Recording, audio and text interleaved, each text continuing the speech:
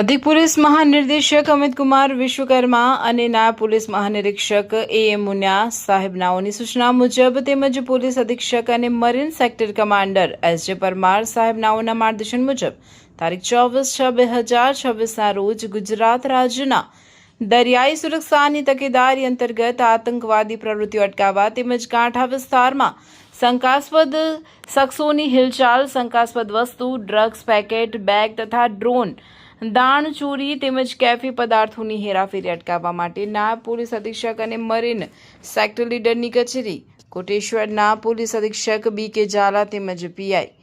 RD Jhala તેમજ PSI અને marine commando દ્વારા સંયુક્ત રીતે કચ્છ જિલ્લાના પીપરથી રોડાસર વિસ્તારમાં 5 કિલોમીટરથી વધુનું ફૂટ પેટ્રોલિંગ દ્વારા સઘન કોસ્ટલ પેટ્રોલિંગનું આયોજન કરવામાં આવ્યું હતું। સઘન કોસ્ટલ પેટ્રોલિંગ દરમિયાન મરીન કમાન્ડોની અલગ અલગ ટીમો દ્વારા શંકાસ્પદ ઇસમો, શંકાસ્પદ વાહનો, શંકાસ્પદ બોટો